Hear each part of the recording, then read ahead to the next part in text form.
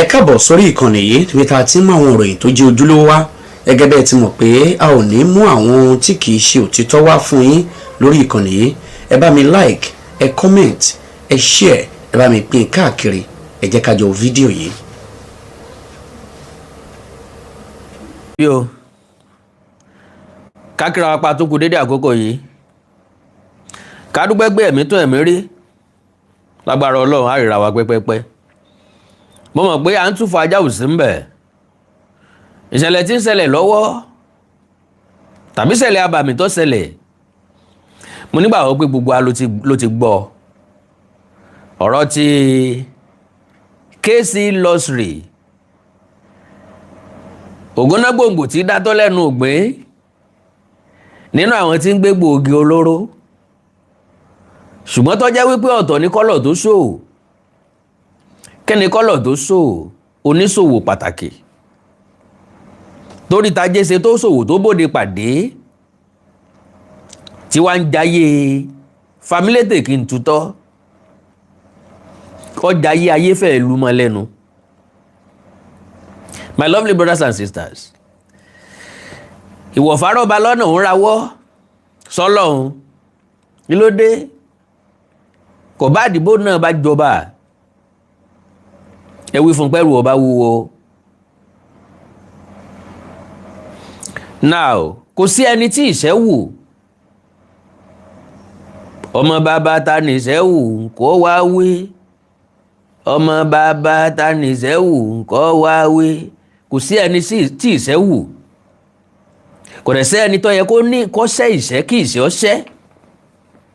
Gbàgbé ní tí Bible sọ, kò sí ẹni tí Ọlọ́run sọ wípé kó wáyé kó wá jìṣẹ́ kó wá jìyà. Circumstances ló ti àwa kan sínú poverty. Circumstances ló ti àwọn kan sípò olówó. Ọ̀tọ̀ lówó, ọ̀tọ̀ ní owó tá a ṣiṣẹ́ rẹ̀. Ọ̀tọ̀ lówó tá a ṣiṣẹ́ rẹ̀ báwọn èèyàn bá fẹ́ sọ, ṣùgbọ́n mi ò sọ wípé kò sówó tẹ́nìkan ò ṣiṣẹ́. Àfowó tó bá jábọ́ láti sánmọ̀ bíi manna, mi ò dẹ̀ tí ìrẹ́lẹ̀ yín orí, because ojú ibi tó ti jábọ̀ ni gbogbo ọba lọ máa dèsún sí. Tá a máa retí pé owó yóò tún jábọ́ lónìí o, tàbí kówó yóò tún jábọ́ lónìí. My lovely brothers and sisters, ojú rí, ìtì gbọ́, ìṣẹ̀lẹ̀ ọ̀hún lágbára pọ̀. Lọ́nà wo?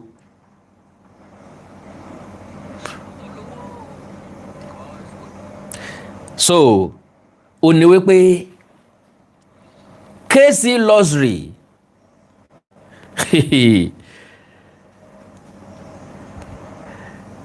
to be sincere with you, before the incident n ò méégún tí Jàjìkẹ́, n ò gbọ́n pa ìrí rárá. Mo wá wò pé èmi tí mo mọ̀ pé mo pẹ́ ń tàbí òpó ná, mo wà lórí social media, kí ló wá dé tí mọ ẹni tán ń pè ní KC lọ́sìrì. Mo wá rí i pé ojú òpó wa ni ọ̀gbàbì kan náà. Tí ká bára wa sọ tọ̀rọ̀, because realist lèmi, èmi ò sí níbi tí wọ́n ti ń gbé fake life. And àwọn èèyàn kan bẹ tí wọ́n máa ń flaunt tó pọ̀ jù lójú tèmi. Màá kàn wò pé kíní yóò natural jàre. Tí nǹkan ò bá dẹ̀ ti natural lójú mi, mi ò kí ní interest ń bẹ̀. That is number 2. Another thing ò ní wípé èmi tí mo ń sọ̀rọ̀ yìí gan, ààyè wo ni mo ní? Ìfẹ́ ní púpọ̀ ṣe lẹ́nu wá, torí pé ntẹ́mi gangan fẹ́ ṣe ọ̀pọ̀ lójúmọ́, ntí mo fẹ́ ṣe lójúmọ́ pọ̀. Ìwọ̀nba nínú ẹ̀ ni mo lórí ọ̀fẹ́ àti attend sí. Ńbẹ ni wọ́n ti máa gbọ́ pé nìkan flaunt nǹkan lórí social media, ẹnìkan jẹ́ KC lọ́sìrì. nígbà tí ò kí ń ṣe akéwì, tí ò kí ń ṣòṣèré orí ìtàgé, kì í ṣe ajàfẹ́tọ̀ọ́ ọmọnìyàn, so possible ká mọ́ cross path tàbí ó possible kí n mọ́ bá pàdé rí. mọ̀ ń bẹ̀yìn ìyá àti bàbá mi, ẹ̀yin ẹ̀gbọ́n mi bẹ́ẹ̀ ṣe ń wọlé, ẹ bá mi pín program yẹn. ọ̀pọ̀ nǹkan bẹ tá a fẹ́ sọ ń bẹ̀, ọ̀pọ̀ àṣírí ń bẹ tó tú, because tá a bá ní àfojú inú wò dáadáa, nbí líle là á bọ́ ọmọkùnrin. ṣùgbọ́n àwọn tí wọ́n ń gbé gbòógì olóró, ṣé wọ́n ní lọ́kàn wípé ọjọ́ kò ní jọ́ kan tọ́kẹ́rí ó jáde tí ò ní wọlé padà? ǹjẹ́ wọ́n ń rò ó? tí wọ́n bá rò ó, tán bá ń rò ó, kí ló dé tí wọn ò fi lẹ̀ 278 kilogram egbòogi olóró ó ní ọ̀rẹ́ wa gbé o,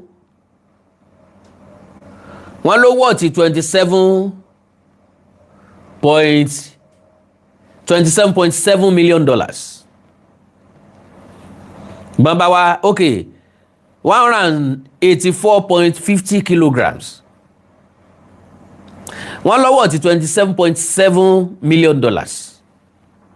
bàbá convert ẹ̀ sí náírà, eléyìí ń lọ bí 39 billion naira. téèyàn bá ní lọ́wọ́ yóò du gómìnà ìpínlẹ̀ Èkó. mìíràn bá ní 39 billion naira lọ́wọ́ tó jẹ́ personal money ẹ̀, yóò dùpò gómìnà ní Lagos State, anywhere in this country. yóò sì wọlé. ẹ gbádùn mi, ó ń tọ̀ wọ́n wọlé. tán bá fẹ́ mi ní 9 billion orí ẹ̀, 9 billion naira orí ẹ̀, mo fọlọ́run bá búra, odidi ìlú ni màá ní. odidi ìlú ń lọ create ìlú tuntun, ń lọ dálù tuntun lẹ̀ with that 9 billion naira. wọ́n wà jọba ń bẹ̀.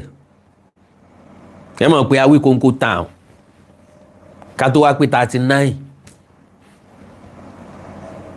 so ẹ má jẹ́ ń fọ̀rọ̀ gùn. lè sẹ́bọ́ lè sògùn, bá ti wáyé pàwárí láàrí. ẹ̀dá ò gbọ́dọ̀ jókòó tẹ́tẹ́rẹ́ kọ́ mọ́wọ́ tì gbọ́dọ̀ kọ́ sọ pọ́lọ̀ ń ó ṣe. kálukú ló gbọ́dọ̀ jà fitafita láti jẹ́ èèyàn láyé. ọ̀nà tá a fẹ́ gbà jẹ́ èèyàn ló mátà. Yorùbá lèmi, Yorùbá sì ti parí ọ̀rọ̀. wọ́n ní asáré lówó ń bẹ lọ́nà ogun, apọ̀sẹ̀sẹ̀ lówó ń bẹ lọ́nà ọjà. bọ́pẹ́ títí ń ó lówó, olúwa rẹ̀ ń bẹ lábà tí ń jẹ̀ sunsu. ta la sáré lówó tí ń bẹ lọ́nà ogun? gbogbo àpọ̀mọlẹ́kúnjayé asáré lówó ni wọ́n, asáré wówó. gbogbo ẹni tí ń ṣe yahoo asáré wówó ni wọ́n.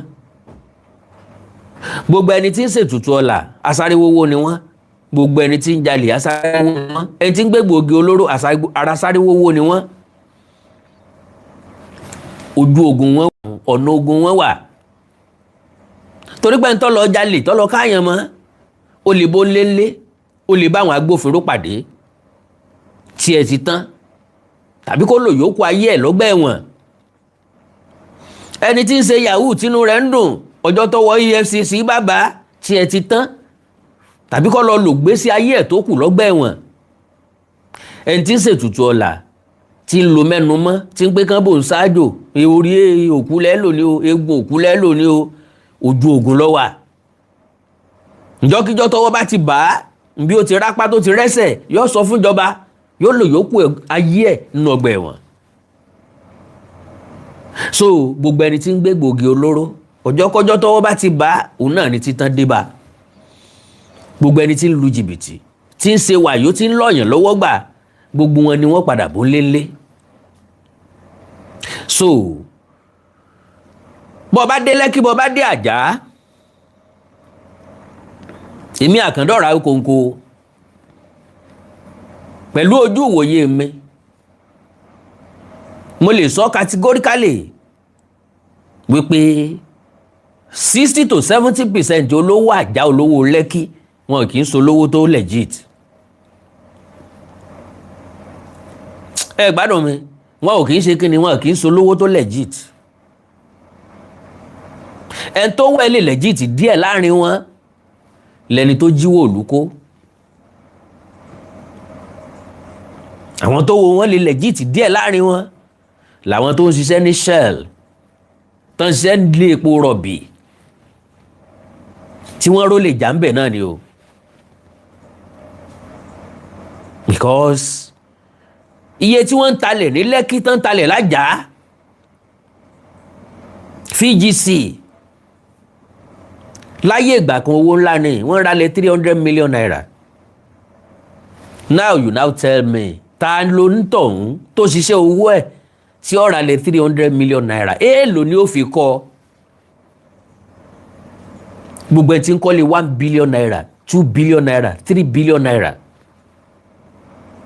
Mo róbìnrin kan jò ní tí n bá wọnú archive mi dáadáa n ó rí fídíò rẹ̀ ilé tó kọ́ lágbègbè Lẹ́kí Àjà 3 billion naira. My lovely brothers and sisters, money is good, but too much money is nothing. Ngbà tí arábìnrin ọ̀hún sọ̀rọ̀ níta wípé ilé òun wọ̀ ti 3 billion naira. A sọ pé bá a sọ dẹ̀rí àmẹ́sẹ̀ kọ̀ lọ́jà rí ilé 3 billion naira fún kẹ́ni ní Nàìjíríà tá a wá yìí. Lo and behold, my lovely brothers and sisters, ẹ̀yin dádì àti mọ́mì mi tó bá wọnú ilé ọ̀hún mọ̀ pọ̀ ọwọ́ tiẹ̀ lóòótọ́ ọwọ́ tiẹ̀. So gbogbo àwọn nǹkan wọ̀nyí ń lọ jẹ́ kí iṣẹ́ láabi ọmọ pọ̀ nígboro. Ká mọ̀ ṣàfihàn àwọn nǹkan ní olówó ńlá oríṣiríṣi àwọn èèyàn máa bèèrè lọ́wọ́ kádàrá ìwọ Ọlọ́run ìwọ orí mi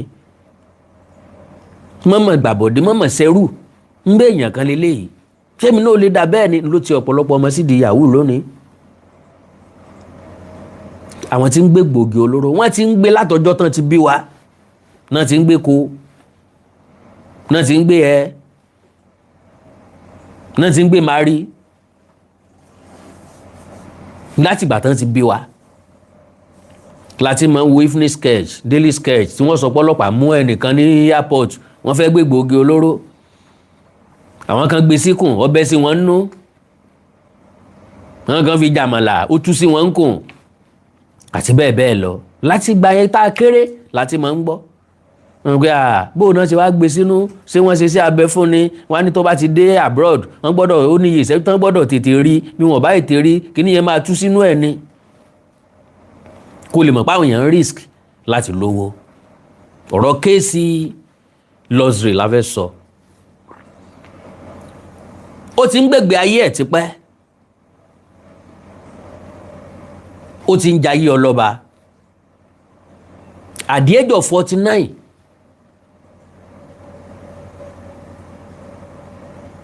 ó ní àwọn mọ́tò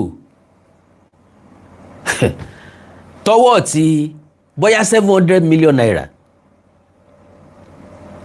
500 million naira 600 million naira my lovely brother. Kan wá béèrè lọ́wọ́ orú ẹni bẹ́ẹ̀ pé bóò ló ṣe rówó kó sọ pé torí pé òun ń ta góòdì ni ṣé Muhammad wá ra góòdì lọ́wọ́ ẹni àbí Jésù wá ra góòdì lọ́wọ́ ẹ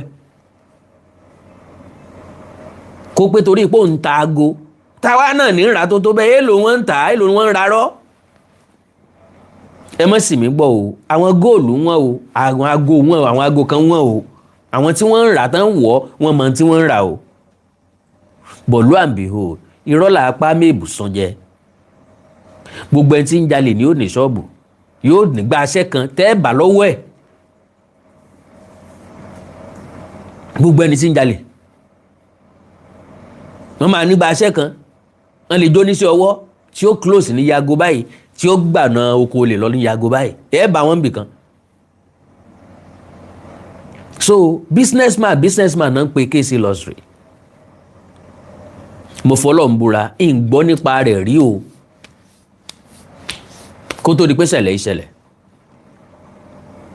Ṣùgbọ́n láti ìgbà tó ti ṣẹlẹ̀ ẹ rí i pé wọn rọ́ọ̀ṣì wá ta mo rí i gbá research mi dáadáa lórí ẹni tó ń pè ní KC Luxury. Àmọ́ ní more than 10 video tó jẹ́ tiẹ̀. Ṣébi tó ti wà ní private jet ni títí mu champagne. Àbíbi tó ti ń boast wípé ọkọ̀ tó ń rà ta ló ní serial number 001.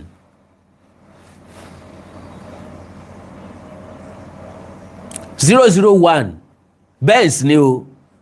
Ó tún wá ní bọ́n bá ní ta ló ní méjì ẹ̀ ní gbogbo Lagos. Because táwọn èèyàn bá ń sọ̀rọ̀ nípa ẹ̀ Afọlábí Kazeem Michael gangan ló kọ rẹ̀ ọmọ Yorùbá ni. Tán bá ń sọ̀rọ̀ ẹ̀ àwọn kan sọ pé one of the Lagos biggest boy. Àwọn èèyàn kan wá lóun ló máa jẹ́ Lagos biggest boy. Àwọn tán ń gbé gògì olóró yìí KC Luxury allegedly ó ní coordinator wọn ní South West ó ní coordinator wọn ní West Africa. Kì í ṣe Nàìjíríà nìkan o. Àwọn tán ń pè ní cartel wọ́n wà ní Europe wọ́n wà ní Southern America wọ́n wà ní South America wọ́n wà ní Asia. Ṣùgbọ́n ní West Africa KC Luxury ó ní coordinator wọn. So ẹjẹ́ àti ẹ̀kọ́kọ́ mo fẹ́ kẹ́ kọ́kọ́ gbọ́rọ̀ lẹ́nu ẹ̀ náà ká tó wá wọnú ètò gan ọ̀rọ̀pọ̀ o sọ́ra rẹ̀ ń ti ẹjà rí à. So àwọn KC Luxury wọ́n ti fẹ́ dorí àwọn bọ́ìsì Èkó rú. Okay. I don't think anybody has serial number 001 Geba Vejablu. I don't. Oh, mi morúkọ mọ́tò yẹn. That's aside. And I don't think anybody has 2 Vejablus. Vejablu. Bẹ́ẹ̀ sì ni o. Ó lóun rò pé nìkan ní 001 serial number Vejablu yẹn ní Nàìjíríà. Ó lóun tún wá rò pé òun rí èèyàn kan tó ní méjì ẹ̀ òun dẹ̀ ní méjì ẹ̀.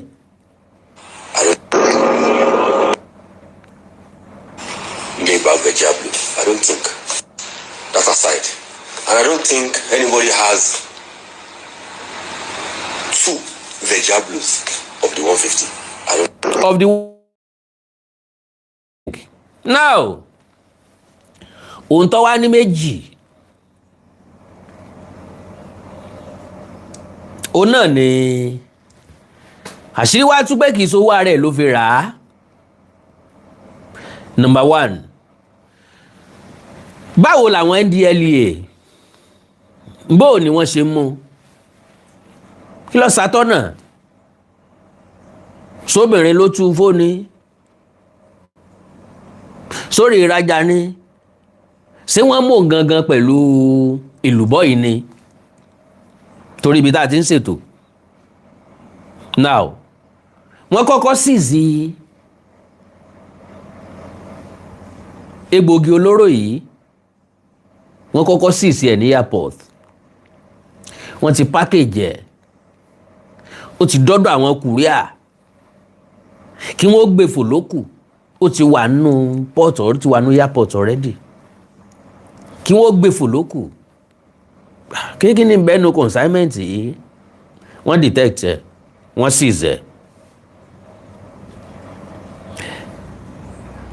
ẹ̀ ti kọ́kọ́ mọ̀ wípé lórílẹ̀‐èdè Nàìjíríà àwọn agbèfọ́ba bẹ̀rẹ̀ látòrí agbófinró EFCC, NDLEA, Nigeria Immigration, Nigeria Customs, Nigeria Military, tán bá fẹ́ ṣiṣẹ́ wọn dójú àmì, they know how to do it. They have the intelligence and facilities láti mọ̀. So ẹ rí i pé tó bá jẹ́gbà kan bí wọ́n ṣe ìwà wàrà ló fi gbéra no wọ́n ní sùúrù. Kàkà kí wọ́n wá ẹni tó ní síwájú wọ́n wá padà sẹ́yìn. Lọ́nà wo? Korea logistics tí wọ́n package ẹ̀ tí wọ́n fẹ́ bá wọn send ẹ̀ wọ́n wọnú ibẹ̀ lọ. Wọ́n lias pẹ̀lú àwọn tí ń bẹ ń bẹ̀. Wọ́n cooperate pẹ̀lú wọn. Wọ́n wádìí ta ló package ẹrù yìí, ta ń pààkì ẹ̀. Níbẹ̀ ni wọ́n ti mọ̀ wípé ọmọkùnrin kan bẹ ń bẹ̀ tán pè ní Làwà á sọ̀rọ̀ débẹ̀. Òun ọ̀sẹ̀sẹ̀ mọ́ bá wọn package irú ẹ̀. That means ọmọ tí ń bẹ ń bẹ̀ ń tiẹ̀ òun jẹ́ gẹ́gẹ́ bí staff ń bẹ̀. So wọ́n kàn send ẹ̀ sóhun òní ọba wọn repackage ẹ̀. Ìgbà táwọn NDLEA rí wọ́n ní professional ẹni tó páàkì ẹ̀ kì í ṣe first timer ó ti ń páàkì ẹ̀ tipẹ́. So ńgbà tí wọ́n mú òun náà wá bẹ̀rẹ̀ sí ṣèwádìí àwọn wo ló gbé kínní ìran bí náà bá láwo kò lè gòkè odò. So wọ́n bẹ̀rẹ̀ sí ní trace ẹ̀ pé nẹ́tíwọ́ọ̀kì wo ni wọ́n ń lò àwọn nẹ́tíwọ́ọ̀kì wo because wọ́n mọ̀ wípé kínní yẹn wà networking kì í ṣe nǹkan tágbára ẹnìkan lè gbé. So láti bẹ̀ wọ́n trace KC Lottery wọ́n rọ́ọ̀ṣì ẹ̀ pé bóyá káwọn lọ bá nílé káwọn ó mú mọ́lé rárá o. So àwọn investigator wo ló ṣiṣẹ́? NDLEA ó create special investigation department àbí ká sọ pé ó kó àwọn special investigator jọ. Èyí lẹ ṣèwádìí professionally underground. Àwọn eléyìí ni wọ́n lọ iṣẹ́ pẹ̀lú logistics. Àwọn ló kọ́kọ́ discover network. Àwọn ilé iṣẹ́ tó kóra wọn papọ̀ tí wọ́n jọ ń gbé gbòógì olóró yìí tí wọ́n jọ lé gbòógì olóró yìí wọ́n rí pé kì í ṣe Nàìjíríà nìkan connection ni. Because South America ló ti wọlé sí Nàìjíríà. My question, kí ló dé tí ò ti South America tí ò ti bẹ̀ lọ sí Europe tó fẹ́ lọ tí ò ti bẹ̀ lọ sí Asia tó fẹ́ lọ why tó kọ́kọ́ padà wá sí Nàìjíríà? Wọ́n mọ̀ wípé báwọn bá gbé gbọ̀nà méjèèjì sàn án láti ibi títí ń bọ̀ àṣírí ó tètè tú ọ̀ká ó tètè fò. Wọ́n gbé wá sí Nàìjíríà náà ń bo wọ́n gbà sí. Because àwọn NDLEA sọ wípé èlùbọ́ tó pọ̀ jù táwọn gbà rí níjọ́ tán ti dá NDLEA lẹ́lẹ́lẹ́. So lẹ́yìn tí wọ́n discover àwọn network àwọn companies tó wà involve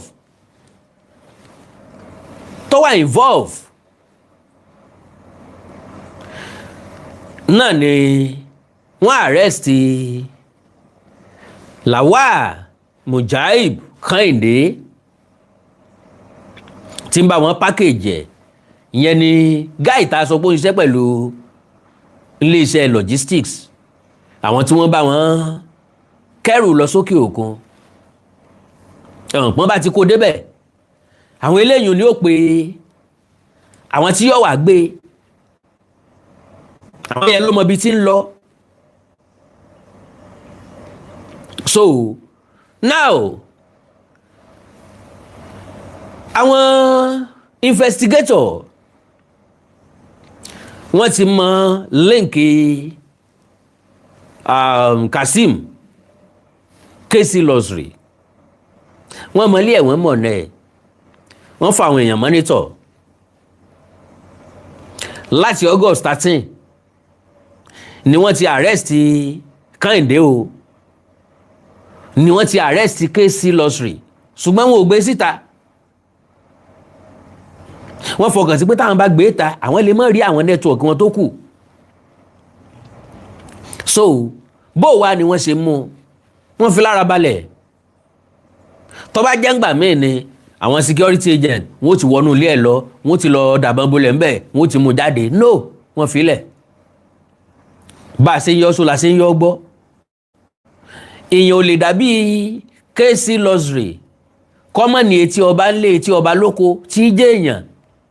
Àwọn etí ọba ńlé ẹ̀ wọ́n ti fún lọ́wọ́ ń gbé ọ̀rẹ́ o, ọ̀gá ti fò o, wọ́n ti ń wá o, wọ́n ò mú ọ o. Òun náà gbọ́n pálí ẹ̀ pápápá. Visa France ó ti ra ticket, business class ticket ó ti rà, ó dirú ẹ̀ níwọ̀nba, ó mú sẹ́ńjì tó lè mú.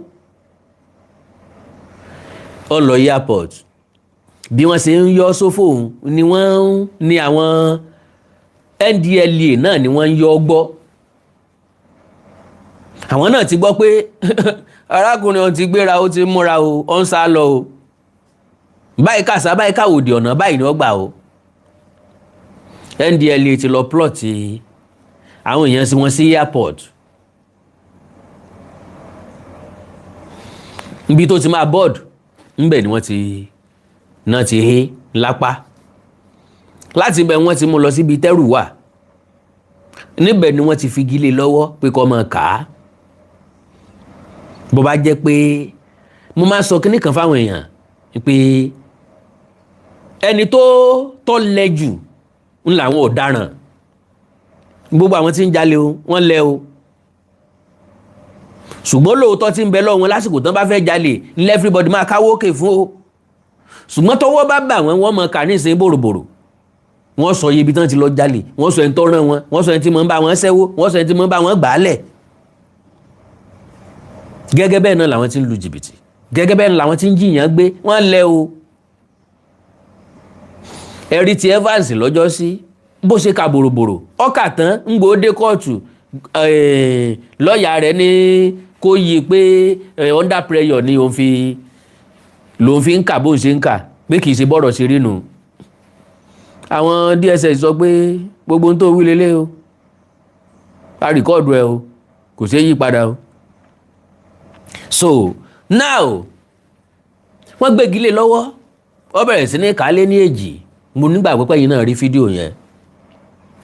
KC Lottery ó wá ń sọ pé òun ó kàwọn èèyàn kan, òun ní kàwọn èèyàn kan. Now ẹ já wo details irú èèyàn wo ni KC Lottery jẹ́. Ẹ já wo details ẹ̀. Now Afọlábí Kazeem Michael ṣé Christian àbí Muslim? Who knows? Olórúkọ Christian, olórúkọ Muslim. Kò sí Christian tí ń jẹ́ Kazeem àfilé tó bá convert. Kò sí Muslim tí ń jẹ́ Michael àfilé tó bá convert. Ṣó mọ̀ọ́mọ̀ ni? Because nígbà tó fẹ́ sọmọ lórúkọ àwọn àfáà ni wọ́n dúró tán jọ sọmọ lórúkọ. Bọ́ọ̀ bá rí lè KC Lottery wọ́n mọ̀ pé Lottery ní lóòótọ́. Èèyàn fọwọ́ gbárí ẹ̀ mú. Ẹlẹ́dàá mi sí èmi náà débi eré. My lovely brothers and sisters. Bá a bá lówó nílé ayé yìí, afẹ́ fi kọ́lé ni, a sì gun mọ́tò. Lo and behold, orúkọ mọ́tò tá a gun ò mátà o. A car or vehicle is a means of transport to move you from a certain place to another certain place. So far tí mo lè kí kọ́kọ́rọ́ bọ mọ́tò mi lẹ́nu tó lè dá mi lóhùn pa ṣún kí n dẹ̀ move ẹ̀ jáde kó gbé mi lọ síbi tí mò ń lọ kó gbé mi padà. That is a car, ó ti tó. Irú mọ́tò kan mo fẹ́ rà, irú kan làwọn ọ̀rẹ́ mi ń gùn, wàhálà ilé ayé ni mo ń kó yàn sí o. Ìwọ ní wá sí bàbá lọ tá a bọ̀ lálẹ́ káríbi wọlé sí ká sùn. Ẹlẹ́ẹ̀kejì ni pé tá a bá kú kan oríbi sin wá sí, oorun méjèèjì bá wà. ká sùn ńgbà tá a bá ti ṣiṣẹ́ tá a ṣe wàhálà lójúmọ́, ká sùn ńgbà tá a bá parí eré ìje wa nu ayé. Gbogbo eré ìje wa láyé náà nu. Wọ́n fẹ́ obìnrin tó wù mí, bó lówó bíi Dangote o lè fẹ́ obìnrin tó wù ọ́. Dangote tó lówó bíi Kazeem nǹkan gan, ìyàwó kan àbí méjì lọ́fẹ́. Bá mi tí ọ̀ Dangote níyàwó 9. Abiola ní 20-something wives. Ọ̀pọ̀lọpọ̀ àwọn èèyàn ló ní jù bẹ́ẹ̀ lọ. So kò dìgbà tó bá tó lówó tó wọn. Legit business ìmọ̀ fún èèyàn lówó gidi. Ṣùgbọ́n àwọn tó iṣẹ́ tó legit ẹ lọ wò wọ́n dáadáa, they don't spend anyhow. Àṣé báyìí ni wọ́n mu mílíkì nílé ló kó bọ́ mọ́ oko. Big boys, big boys, big boys. At the age of 49, àwa kọ́ la dájọ́ o. Ńgbà tí wọ́n bá sá sẹ́wọ̀n, wọ́n mọ̀ ó lè jẹ́ wọn bíi 40 kìíní kan years, 50 kìíní kan years lọ bẹ́ẹ̀. Kí wá ní ìgbádùn ọ̀rọ̀ tó kó jọ? Kò yé mi. Gbogbo tó fowó ọ̀hún rà, ìjọba lè gbẹ́sẹ̀ sílé, wọ́n á ní wọ́n fọ́fìtì ẹ̀. Gbogbo owó tó ní báǹkì, ìjọba lè gbẹ́sẹ̀ lé, wọ́n á ní wọ́n froze ẹ̀. Àbẹ́fẹ́ sọ pé lóòótọ́ ló jẹ adùn, ṣùgbọ́n kò sí adùn nínú adùn téèyàn jẹ tí ò kalẹ̀. Ẹ gbádùn mi ní Yorùbá fi sọ wípé wẹ́rẹ́wẹ́rẹ́ kìtì ó dáa ju kìtìkìtì wẹ́lu lọ. Wẹ́rẹ́wẹ́rẹ́ kìtì lẹ́ni tó ń ṣe díẹ̀díẹ̀ tí ń ríire jọ díẹ̀díẹ̀, kìtìkìtì wẹ́lu ni wọ́n ń pe tirú àwọn kéèsì lọ́sìrì yìí. Ọ̀rẹ́ ẹja rìnrìn àjò. Afọlábí Kazeem Michael. Ta ni, who is Afọlábí Kazeem Michael? KZ Lottery. What we know about the NDLEA cocoa trafficking case. Òní ni August 20. Now, Afọlábí Kazeem Michael, a Nigerian social media personality known online as KZ Lottery. Kí ni ìdí tán fi ń pè KZ Lottery? Ni pé àwọn nǹkan tí ń tà lottery ni. That is gold, ẹ̀gbà ọrùn, jewelries, aago ọwọ́, àwọn expensive luxuries ló ń tà. Orúkọ ẹ̀ jẹ́ luxury ń bẹ̀ wọ́n, orúkọ ẹ̀ tún jẹ́ luxury pẹ̀lú ilé tó ń gbé, pẹ̀lú àwọn ọkọ̀ tí ń gùn táwọn èèyàn ń sunkún lójú títì tán ń pariwo pé KZ Lottery, KZ Lottery, KZ Lottery, KZ Lottery, táwọn guys fẹ́ ba yé ara wọn jẹ́ nítorí ẹ̀. So everybody bí wọ́n ṣe ń refer sí ni pé businessman, alright, was arrested by Nigerian National Drug Law Enforcement Agency NDLEA in August 2026 as part of a wider operation targeting an alleged international cocoa trafficking network. Ngbà tí dákọ̀ cocoa ẹ̀ tí mò ń pè. The agency has named him as the suspected Nigerian leader of the operation. Not Nigeria leader of the operation in the whole Southwest.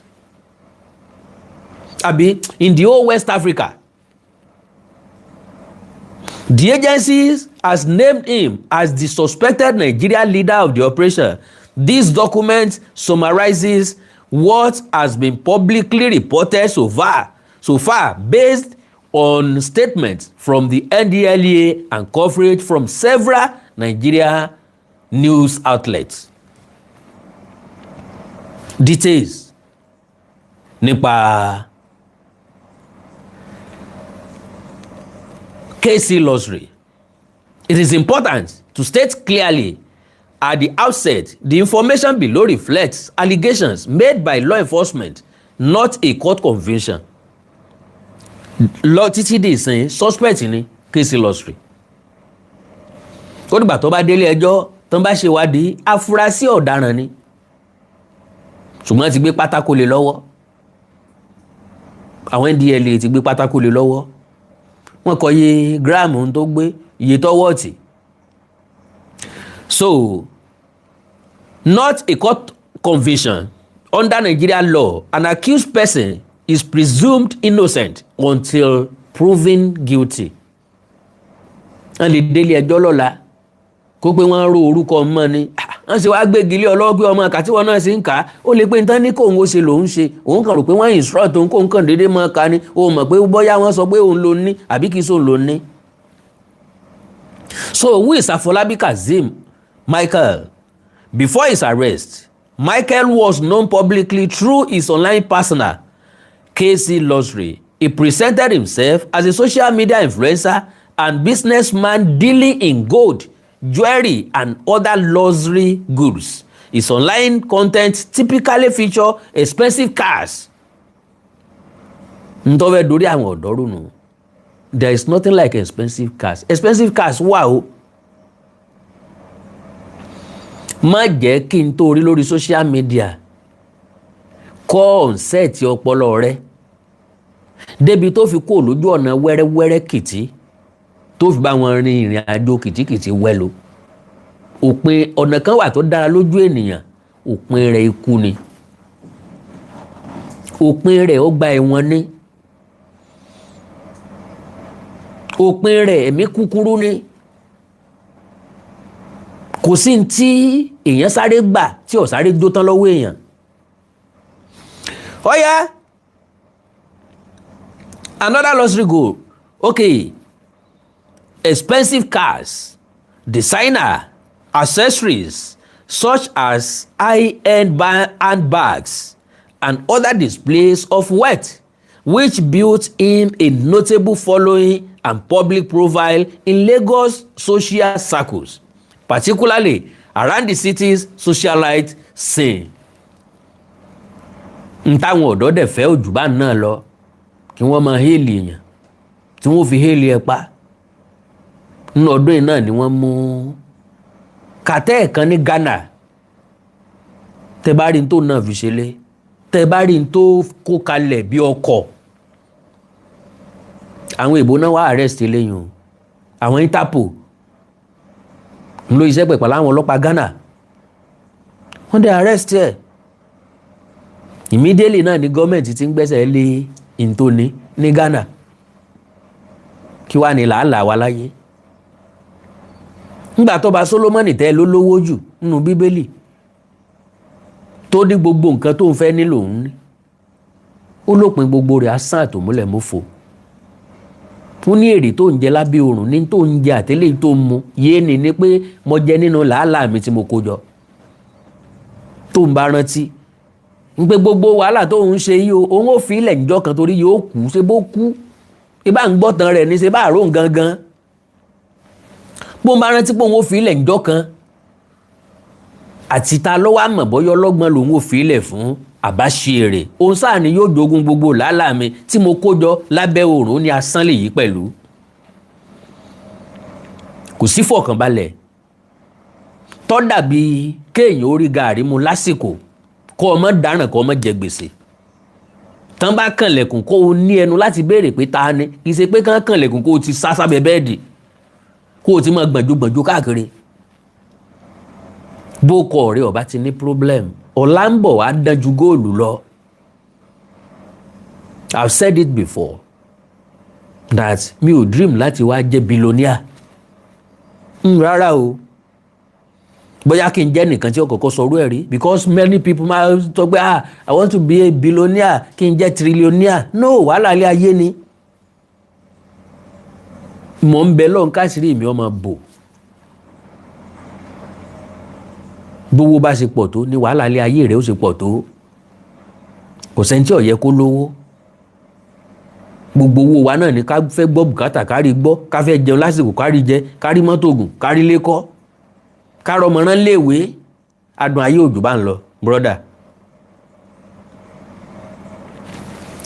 Beyond this public facing persona, little independently verified biographical detail is currently unavailable about his early life. Kò sẹ́ńtọ́ mọ ibo wọn ti bí, ta nìyá àti bàbá rẹ̀ gan, kò gbélé yùn sórí social media. Ṣe ń parẹ́ lájùbà.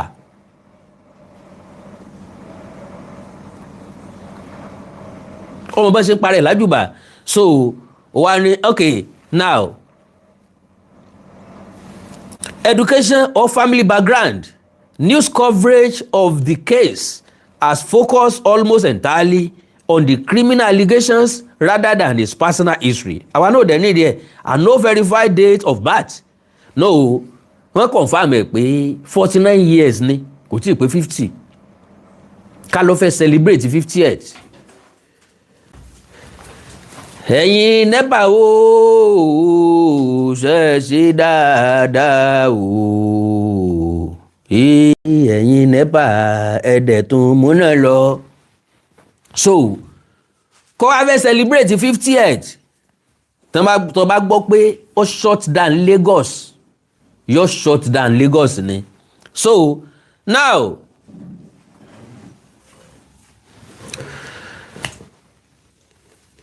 Mo, okay? And no verified date of birth, almost 49 years, the hometown or state of origin has been confirmed. Incredible reporting at this time. Any biographical claims beyond what is documented here should be treated with caution until confirmed by reliable sources. The NDLEA investigation. According to NDLEA's chairman and chief executive officer, Brigadier General Mohammed Buba Marwa, retired. The case began not with Michael already, but with a drug seizure. Mo ṣàlàyé náà ni. Kì í sọ ni wọ́n kọ́, kì í ṣe pé bóyá torí pé ó ń gbé luxury lives, ó ń gbé flamboyant life, ó ń display wealth, ó ń display oríṣiríṣi nǹkan, cars, aago. If you see this, èèyàn lè sọ pé òun ra aago 45 million. Ìwọ wà káwọ́ mọ́rí pé Olódùmarè 45 million kan kó fún mi, business ni wọ́n fi ṣe, òótọ́ sí ni 45 million business ni. Ngbà wọn ò dì mí, ń wà lọ fi ra aago tó lè yọ sọnù, ń lọ fi ra aago tí ọ̀sẹ̀ tí ń ṣẹ̀ṣẹ̀ máa sọ yẹ fún yàn tó bá ra aago 45 million ni o, iye gan ló tiẹ̀ fi wá pa ọ́. Wọ́n lọ lórí burúkú da aago 45 million. Afẹ́tù kò tú ẹgẹ́ ọwọ́ ẹ̀. Àwọn èèyàn kíní ó ṣòro tú mi mọ́mọ́ yẹn tú, wọ́n á ní ẹgẹ́ ọwọ́ wèrè dànù, ẹgẹ́ ọwọ́ ẹ̀ kíní ìfọwọ́ ṣe. So that is the kind of life people are living. All right. So now, according to NDLEA chairman, okay, Mohammed Buba Marwa retired. The case began not with Michael directly, but with the drug seizure. NDLEA operatives intercepted a cocoa shipment weighing approximately 184.50 kilograms, which had been concealed for export through a courier logistic company in Lagos. Officials estimated the street value of the consignment at around 39 billion naira, roughly 27.7 million naira. Lo and behold, my sisters and brothers, bó bá gbé tó wà successful, tí ìpariwo tẹ́lẹ̀ o. Tí ṣe kíni, tí ìpariwo tẹ́lẹ̀ wípé ó ní luxury things, ó ní kíní kankankan, èèyàn ẹ̀sẹ̀ mú gbé bọ́nú ni. Lóòótọ́ di ó 39 billion naira kọ́ ni ọ̀bọ̀ sọ́wọ́ nìkan, wọ́n pọ̀ ń díẹ̀. But àwọn tó kù sí ń bí in dollars dẹ̀ náà máa pínwó wọn. Ṣé yóò pínwó Nàìjíríà ni? Ẹni tó sáré di ẹrù tó mórí tó fẹ́ mórí lé France, ó ní connection to any country of the world. Ó ń dì pẹ̀lú àwọn cartel ní South America, ó ń dì pẹ̀lú àwọn cartel ní United Kingdom àti ní Europe, ó ń dì pẹ̀lú àwọn cartel ní Asia. That means bílẹ̀ bá pò bìrìkóló tí nǹkan fẹ́ dojúrú, ó lè gbéra kó gbé Asia lọ. Bí nǹkan bá fẹ́ dàrú bí ẹsẹ̀ télò, ó lè gbọ́ South America lọ. Bó bá fẹ́ rújú ló fẹ́ dorí kọ Europe. Business class flight ló ti búùkù.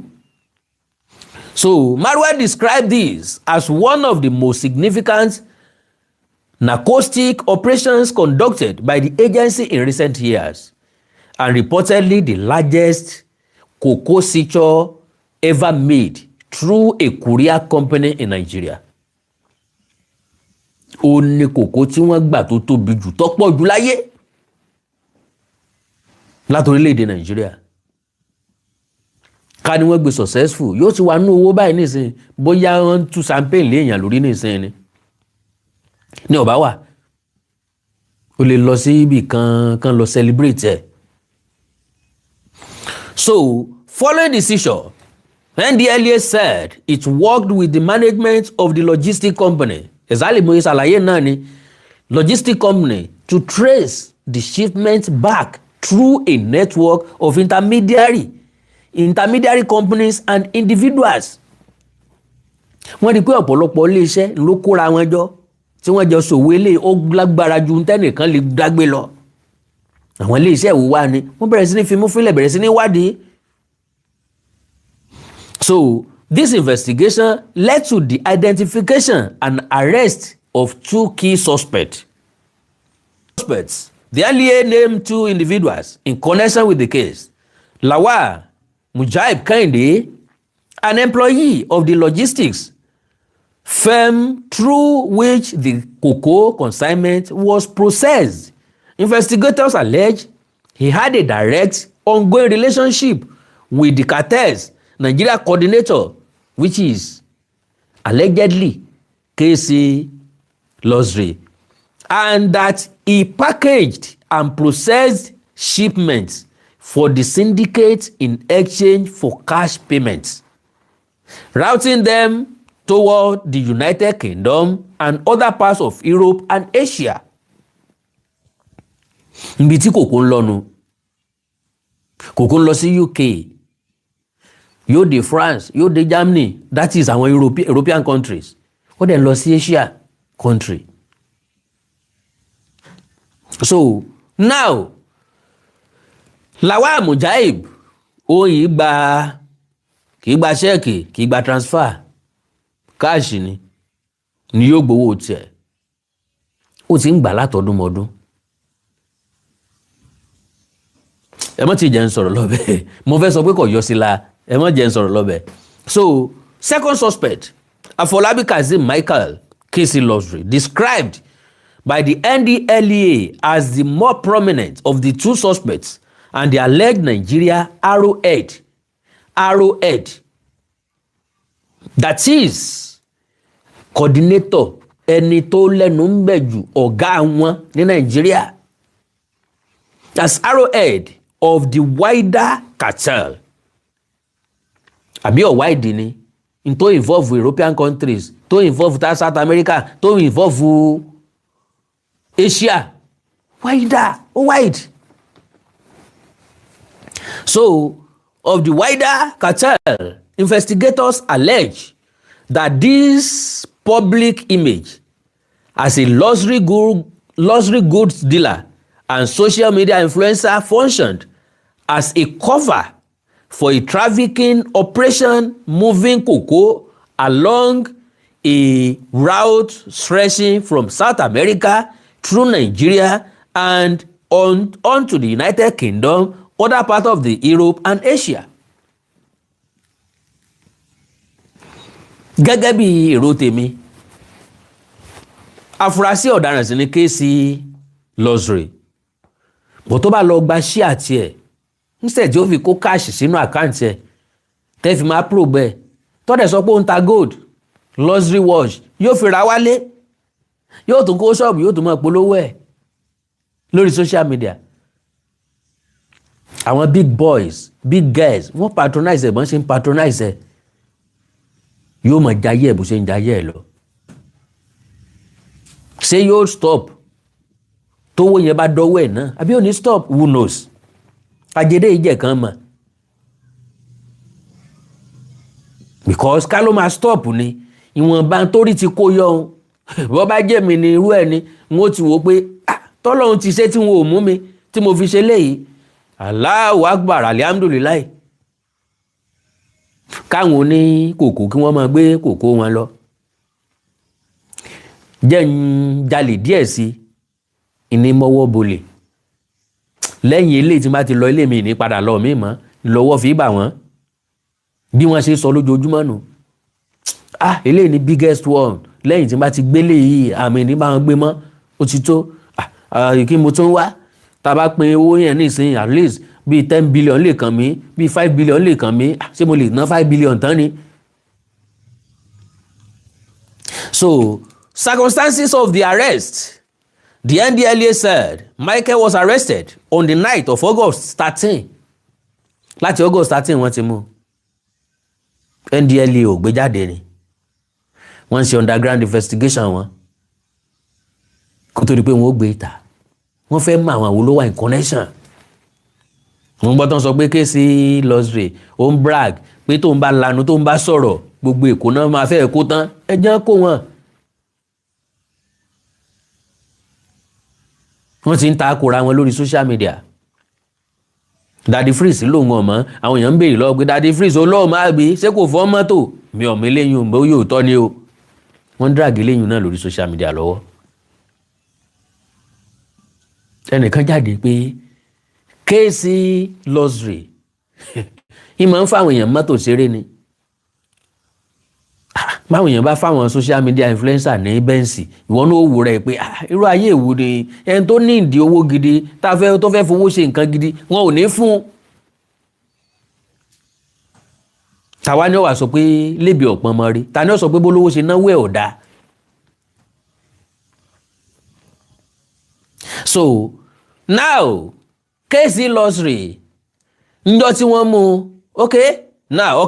ẹ jẹ́ ìrìn jìnnà kí n tó wá sọ kí làwọn nǹkan tó sábà máa ń fowó ṣe.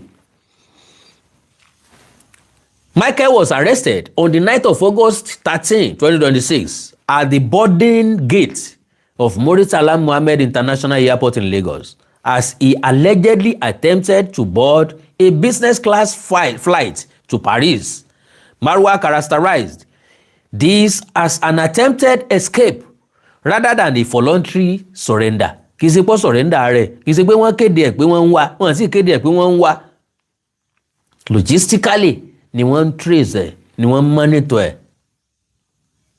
Intelligence ni wọ́n fi ṣiṣẹ́ yẹn. Káná kéde pé wọ́n ń wá ni ẹni ẹlẹ́ni lè mọ́ sọ pé òun fẹ́ wọ flight kọjọ́ náà north ni ó dorí kọ. Mi bá ní 5 billion naira lọ́wọ́ tán sì ń wá mi lẹ́kọ̀ọ́ mo lè wà nípínlẹ̀ Ọ̀ṣun kéèyàn kankan mọ́mọ́. Oko wájú kan ni wọ́n lọ jókòó sí mìíràn dáràn mìíràn ságẹ̀dẹ̀ lókòó tíṣà oko wájú kan ni wọ́n lọ jókòó sí mọ̀ náà omi díẹ̀ 5 billion naira ń wà sọ pé mo fẹ́ lọ Paris rárá but torí pé kò fura kò mọ̀ wípé àwọn tó fẹ́ mú òun wọ́n dọdẹ òun dáadáa wọ́n ti fà àwọn èèyàn pàpà síbẹ̀síbẹ̀ náà wọ́n bá nǹkan lọ́wọ́ ẹ̀ flight to Paris Marwa kì í ṣe pé ó voluntarily surrender rẹ̀ no. Now stating that agents acted on credible intelligence that Michael intended to flee the country and moved to intercept him before he could board. Now, at the time of the arrest, officials said Michael was found in possession of €7,750. 7,750 euro yẹn babaláṣẹ sí náírà nísìnyí ó ti ń lọ bíi 10 million naira pẹ̀lú £2,800 cash ni o pẹ̀lú 100,000 naira in cash along with expensive jewelry. His subsequent search of his residence described as a luxury apartment on Banana Island in Ikoyi, Lagos, reportedly led to the discovery of several exotic vehicles.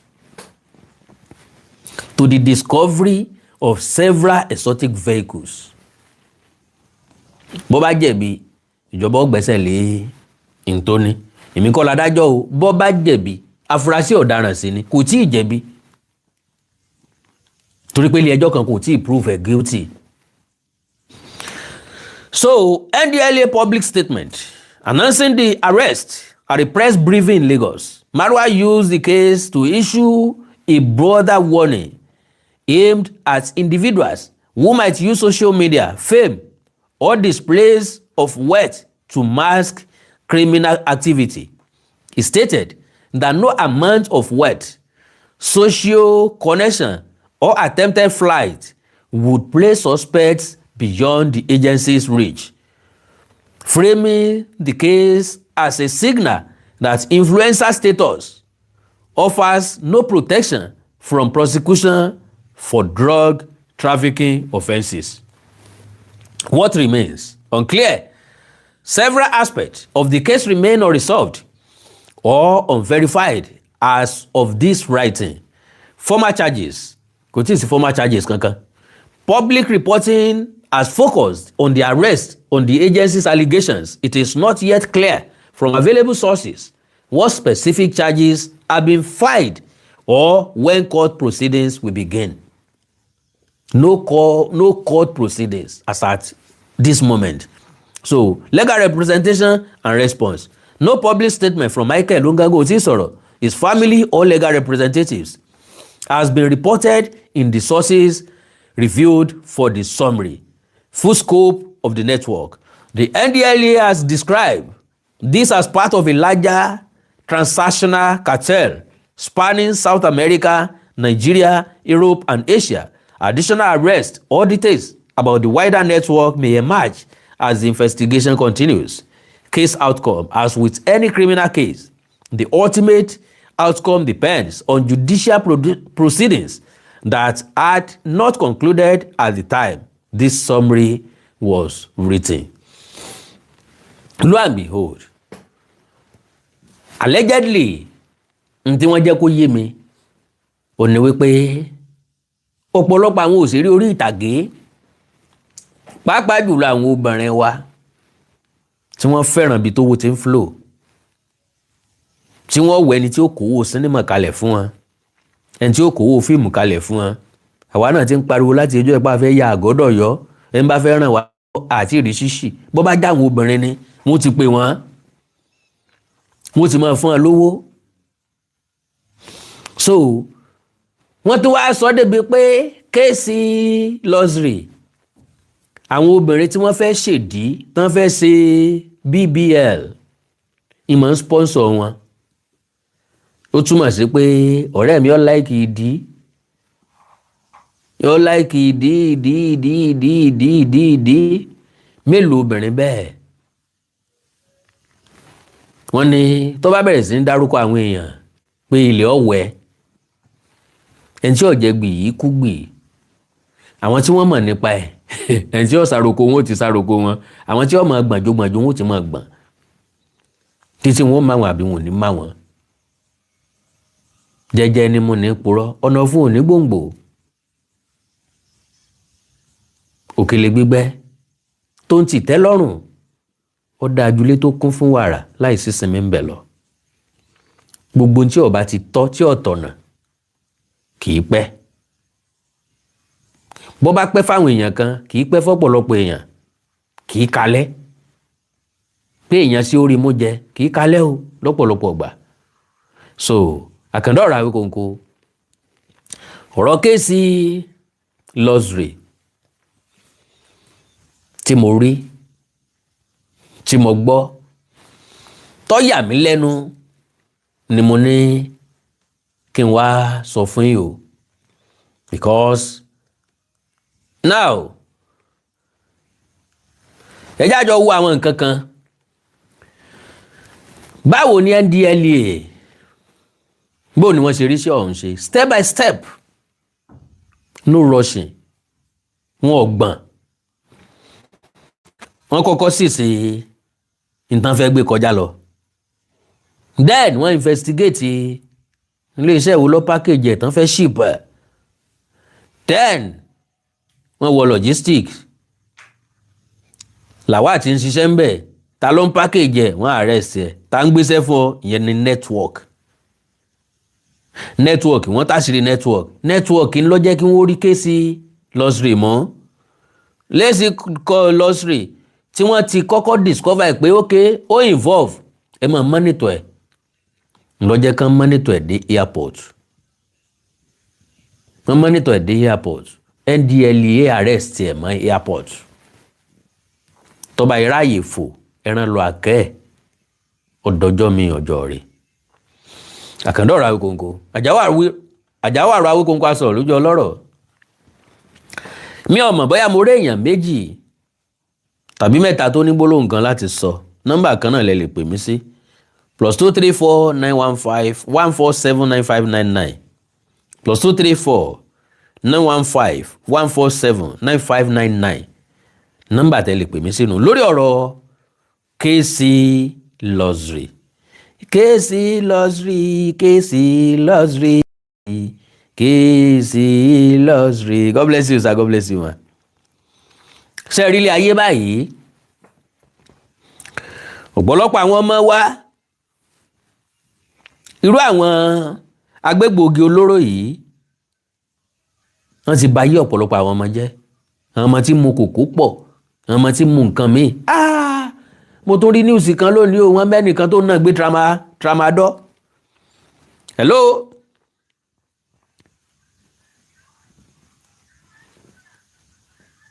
Hello. Hello, Baba Awíkonko. Hello sir. Ẹ̀kúṣẹ́. Yes sir.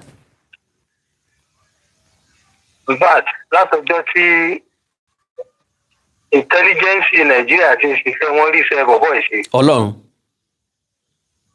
Wọ́n rí iṣẹ́ wọ́n ti máa ń ṣiṣẹ́ l'Amẹ́ríkà nìyẹn o.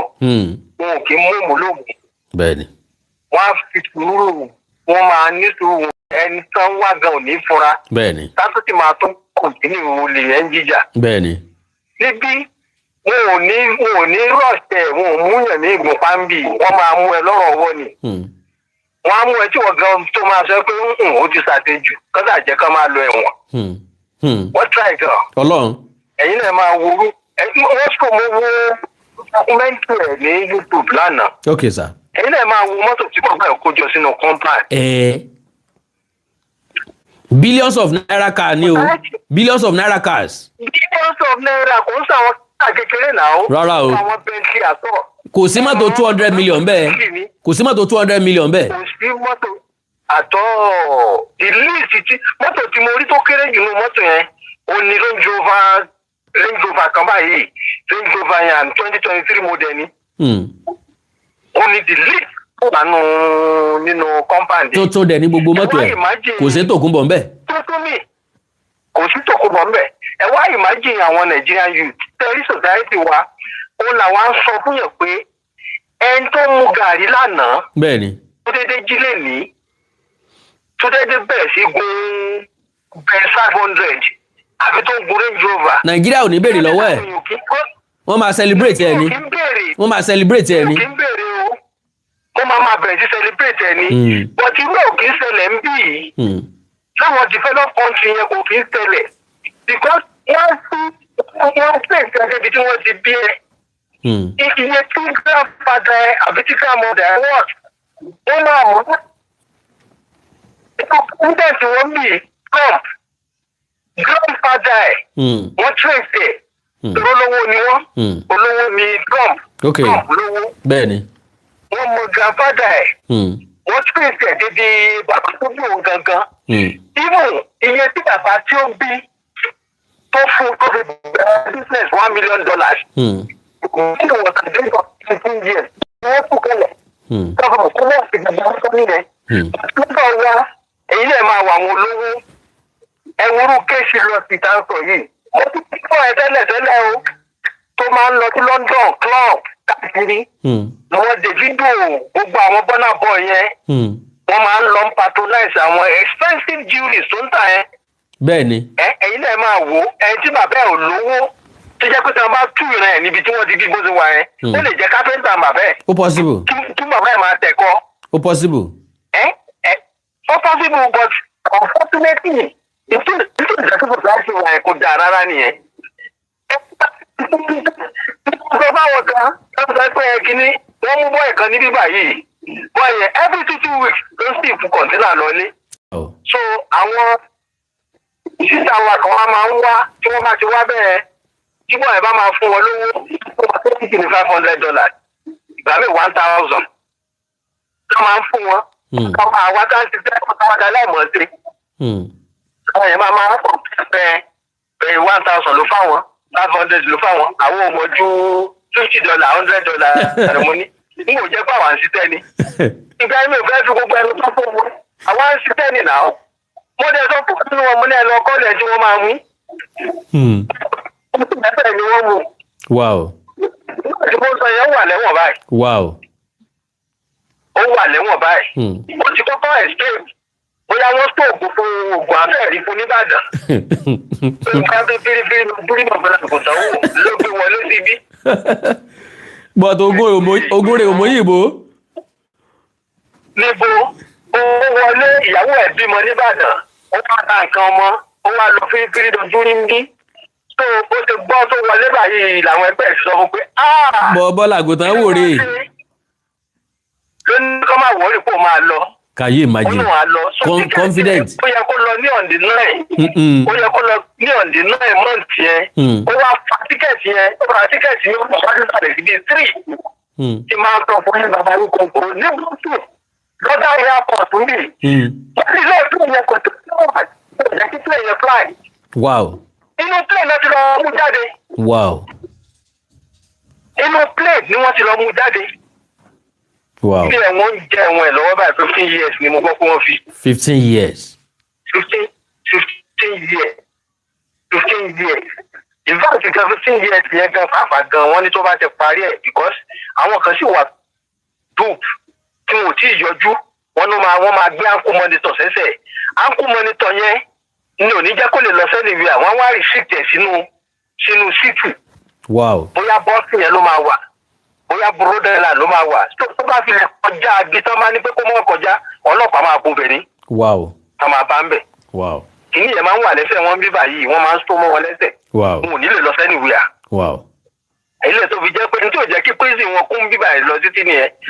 Ẹni tó máa ti jẹ́ pé kínní tọ́rọ̀ ẹ̀ bá ti wà pending láti dìkọ́njẹ́sì prison wọn wọ́n máa so kínní yẹn mọ́ ẹsẹ̀ tó máa ti lè súnmọ́ lẹ́sẹ̀. Gbogbo ibi tó máa ní kó máa rìn lọ ó lè rìn lọ gbogbo àdúgbò yẹn kó gba atẹ́gùn káàkiri ó ló bá rí mọ́tò ọ̀rẹ́ ìwọ ó lè wá ó lè ṣe gbogbo yẹn. But tó bá jáde ọ̀nà pé bóyá òun fẹ́ escape lọ sí Canada àpòdédé lọ sí any border tàbí airport ọlọ́pàá máa bẹ̀ pa ni. Wow. tó fa ti ọ̀rọ̀ ọ̀dọ́ wa nìyẹn ẹ mọ̀ àwọn èèyàn wọn ò ń béèrè bí wọ́n ti rówó. Bẹ́ẹ̀ ni o. tí ẹ̀ bá kàn ti ń náwó báyìí nílẹ̀ máa wọ àwọn ẹ̀tọ́ ń sọ pé mọ̀nínà wọ̀ta. ẹ wọ́n bá mi sọ fún mi rẹ̀ tí mo fẹ́ ọjọ́ bẹ́ẹ̀ lọ́wọ́ bẹ́ẹ̀. owó ti fi owó gan nìyẹn tí wọ́n àgbà tó mọ̀ sí pé ìgbésẹ̀ kan fún torí àníyẹn. Bẹ́ẹ̀ni. Lè ní bàbá ẹ̀ kó máa náwó kó máa fún owó lórí léwájú Wàsíù báyìí kó máa náwó kó máa ru owó lórí káàkiri. Láíláí. Bẹ́ẹ̀ni o. Ó ti ṣe owó àwọn tí wọ́n ti ṣe owó nìyẹn. Njó lẹ ti rí Dangote tó náwó lavishly lóde. Dangote fi bíbélì kó máa ná owó kó máa gbé owó lórí. Kó máa bẹ̀rẹ̀ sí máa ná owó fún káàsì báyìí káàkiri. Àwọn ọmọ kéékèèké náà ni àwọn onílàwọ̀ta. Àwọn ni o ojú ọ̀rọ̀ lárí. Àwọn ní àwọn ojú ọ̀rọ̀ lárí. Tí sọmọ ẹ̀ lọ́lá níyọnu. Ẹ̀jẹ̀ wá bí ní ìpínlẹ̀ kan ọ̀sẹ̀ wọn analyze kìíní kan sórí mo wo fúrógámù ẹ̀ lánàá. Ó ní kò sí Nàìjíríà nìkan ó láwọn ìlú tó ń scam tí wọ́n burú jù láyé ó ní India ni òótọ́ dẹ̀ ni. India Chinese ó ní kò sí Nigerian life on the media space. Get? Ó náà rí wọn kán máa ra mọ́tò ńláńlá tó wá bọ́ sórí Twitter, tó bọ́ sórí Facebook, kó máa bẹ̀rẹ̀ sí máa náwó, kó máa tó ara wọn. Tàbí kán máa fánwó. Táwa Nàìjíríà sì ní pé ó ní but problem táwa Nàìjíríà sì ní àtàwọn Áfíríkà ta ní pé ẹ bá ti lè rí owó báyìí tó tún bá jẹ́ pé legal means lẹ́bìrì kìíní yẹn ẹ wá lọ́ máa expose ara yín. So Ọlọ́run bá wa ṣètò ìsìn because kéèsì ló ti yẹ mo ti ń fọ́lù ẹ̀ láti bíi 2 years. Wow. Máa ń wò ni pé bolo ti rówó. Èmi ò. Àwọn kan tó jẹ́ pé mi ò tí ì fẹ́ dárúkọ wọn di ìsìn mi ò fẹ́ dárúkọ wọn. Máa tún dúró dìgbà tán máa mú wọn ní. Ẹ lágbára o. God bless you sir. Ó dàárọ̀ sir. Wàhálà èmi ọ̀gbọ́n pa ẹ̀rí o mo fọ́ Ọlọ́run búra. Mọ̀ pé nìkan ń bẹ tí ń jẹ́ kéèsì lọ́sìrì. Ọ̀ǹtì tí ṣẹlẹ̀ yẹn ṣẹlẹ̀. Mo tó sáré gbá research nípa irú èèyàn wo ni báwo ló yẹ jẹ́ kí ló ṣẹlẹ̀ kí ló ń ṣe níbo ló wà níbo ló ti wá.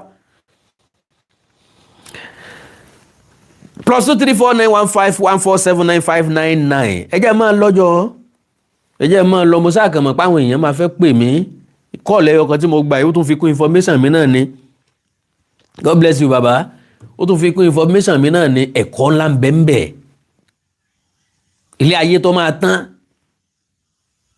owó tí ó tán bá dẹ̀ ná táwọn kan bá wa ná báwọn náà ò lè ná tán ẹnìkan sá ná níjọ́ kan náà ni àwọn kan ó jí kó gba ẹgbẹ̀yìn náà ni àwọn ará báńkì wọ́n bá rí pé ó ti kú ọdún kìíní ò béèrè ẹ̀ ọdún kejì ò withdraw ò sẹ́ǹdì sí ilé òsì láyé mọ́jàre ẹjá pín gbogbo ohun tó fojú ayé ẹ̀ ṣe náà nù kò gbọ́dọ̀ tán kọ́ mọ́ tán kò lè tán ó yẹ kí n jí kó sí kọ́lọ́n sànù wa akọ́dọ̀ ọ̀rọ̀ Awikonko Àjàó ọ̀rọ̀ Awikonko sọ̀rọ̀ lójú ọlọ́rọ̀ ẹ like ẹ follow page mi lórí Facebook Awikonko television àti Awikonko TV ẹ subscribe sí YouTube channel mi Awikonko TV ẹ ní nǹkan pàtàkì tẹ́fẹ́ kájọ ṣẹjá sọ lórí WhatsApp +2349151479599 +2349151479599 àti +2349048519362 +2349048519362 èdè àti àṣà ilẹ̀ káàrọ̀ òjìrè bí òní wọ̀mí o orílẹ̀-èdè ilẹ̀ káàrọ̀ òjìrè òní dàrú ìlú ẹnì kọ̀ọ̀kan wa yóò tòrò mẹ́nẹ́mẹ́nẹ́ àjò àṣẹ ó dàárọ̀ kúrò ayọ̀ lásùn mí ní wáyé tì ẹni wá mi tì àtẹ̀mí àtẹ̀yìn kájọ fà ẹ̀kú dẹ́gbẹ̀rẹ̀ I love you all bye gàrí o.